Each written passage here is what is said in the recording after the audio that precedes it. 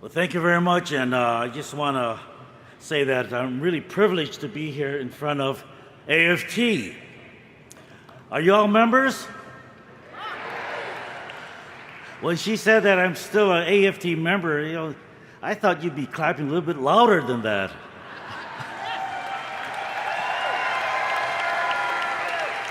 I want to thank you for inviting me to your convention and thank your president, Weingarten, for all the great work you're doing for America's children. As many of you may know, I'm a public education teacher. I am a former member and still a member of AFT. I am a Democrat, and I am for a public education system that provides equity for each and every child. Reclaiming the promise of public education. What a great theme.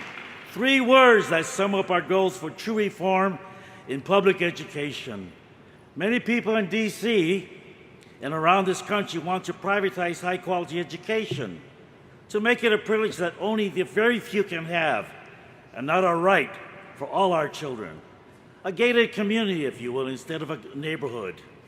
They speak of equity and equality, but their actions speak louder than their words. I would say that the vast majority of people still don't understand equity.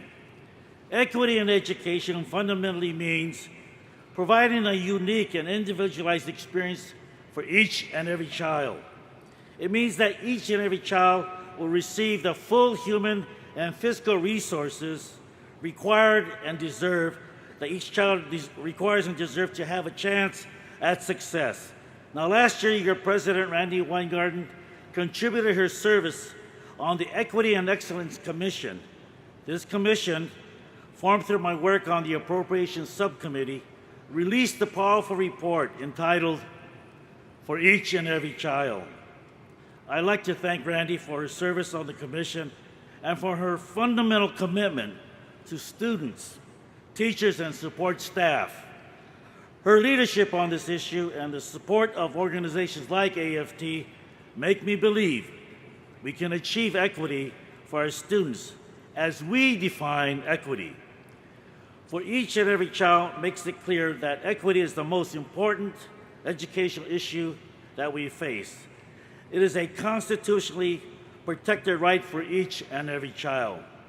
The report cuts through noise.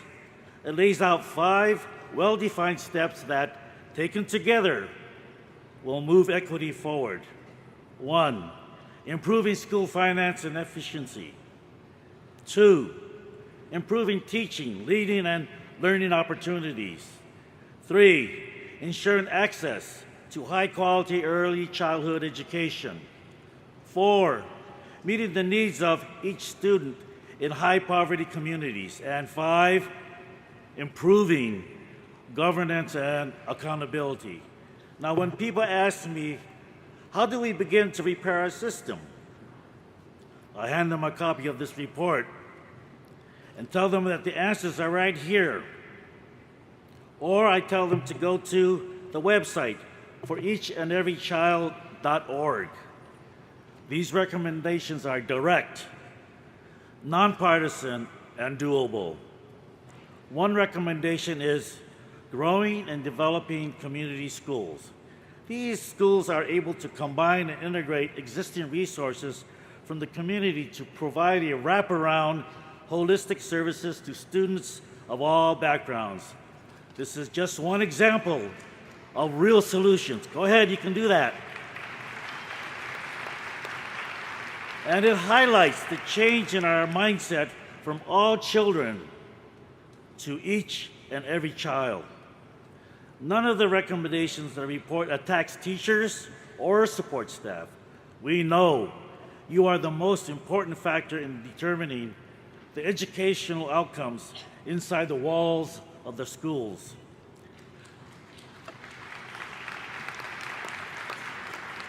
Equity, at its heart, is a simple concept.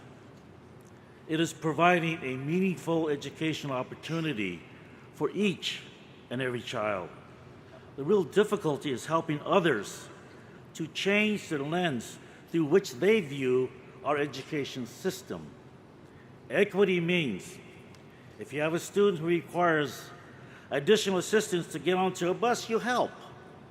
If you have a child who is sick, you provide the extra care needed. If there's a student who is struggling with multiplication, you spend extra time with that child. If there is a student who doesn't have a pencil or a folder, you know what you do. You dig in your pocket or you go into your purse and you spend your own money to buy what that child needs.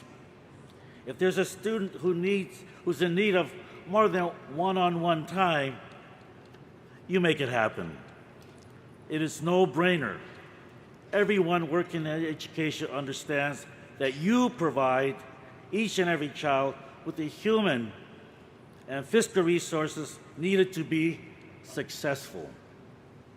Now it's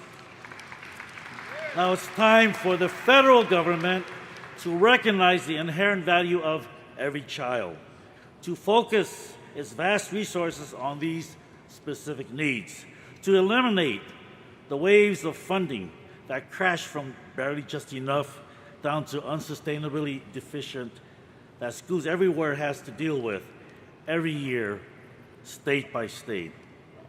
You accomplish this not by attacking or belittling teachers and schools.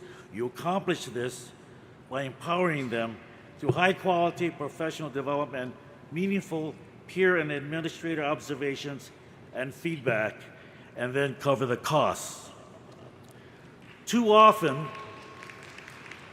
our educational system jumps to quick fixes that do nothing to address our systemic inequalities, poverty, lack of resources, and a fundamental lack of support. Like voices in a crowded theater, the critics shout, "Fire bad teachers," increase accountability to test scores, enhance competition. But these are all smokescreens that distract from the real problems public education system faces. Whenever someone suggests one of these quick fixes, I tell them one thing: just read the report. Read the report.